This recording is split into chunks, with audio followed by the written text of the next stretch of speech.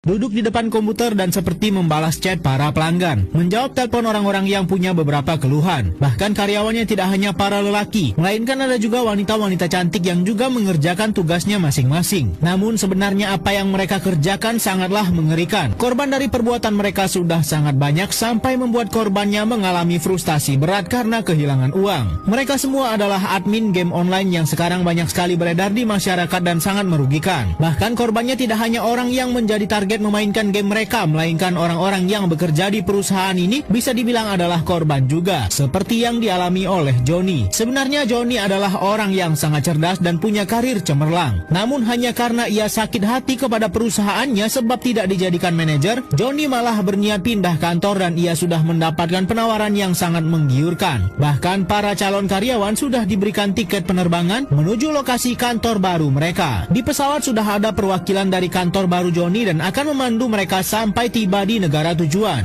Johnny tidak sendirian, ada beberapa orang lainnya dan saat mereka tiba di negara tujuan, Alay membawa Johnny dan calon karyawan lain jalan-jalan sebentar. Namun baru saja mau mengabari keluarganya, para karyawan ini malah dihalau oleh preman dan mereka dikeroyok sampai pingsan. Johnny sempat ingin kabur namun tertangkap juga oleh Alay. Mereka pun dibawa ke suatu tempat yang sangat jauh dari peradaban dan ternyata disinilah kantor baru mereka. Sangat jauh seperti yang dijanjikan. Di foto kantor mereka sangat mewah, tapi nyatanya hanya sebuah bangunan tua dan kumuh. Bos besar mulai menunjukkan kepada para karyawan baru tempat mereka bekerja nanti. Di lantai bawah sangat kumuh, namun ternyata ada juga tempat yang cukup rapi dan bersih. Setelah selesai keliling di kantor, mereka dibawa ke asrama yang ternyata adalah sebuah sekolah. Dijanjikan tempat tinggal mewah dan pekerjaan yang mapan, orang-orang ini malah disekap dan semua alat komunikasinya diambil. Johnny yang merupakan karyawan baru cukup syok dengan yang dia lihat sekarang. Ini adalah hari pertamanya bekerja dan setelah diberikan arahan oleh bos, mereka harus segera mulai bekerja. Johnny mendapat tugas khusus di mana ia harus mendapat data orang-orang yang bisa mereka jadikan target game online mereka. Mau tidak mau Johnny harus melakukannya, kalau tidak ia akan dipukuli. Tugas pegawai pria yang lainnya adalah menjadi admin dan melayani orang-orang yang ingin bermain game mereka. Untuk urusan keluhan dan menerima pembayaran itu urusan para lelaki. Sedangkan para wanita tugasnya adalah melayani para korban yang sedang bermain secara online. Sinergi antara karyawan pria dan wanita sangat luar biasa, di mana para pria pintar sekali merayu orang-orang putus asa yang butuh uang cepat dan menjanjikan keuntungan besar jika main game mereka. Berbeda dengan para lelaki yang harus tinggal di asrama kumuh, para wanita diberikan sedikit kebebasan, bahkan mereka masih boleh mencari pekerjaan di luar. Salah satu karyawan wanita yang cukup disenangi perusahaan adalah Wendy. Ia bahkan mendapat tawaran menjadi model, namun setelah tahu pekerjaannya adalah model pakaian dalam, ia mengamuk dan akhirnya memutuskan untuk fokus saja dengan pekerjaannya sekarang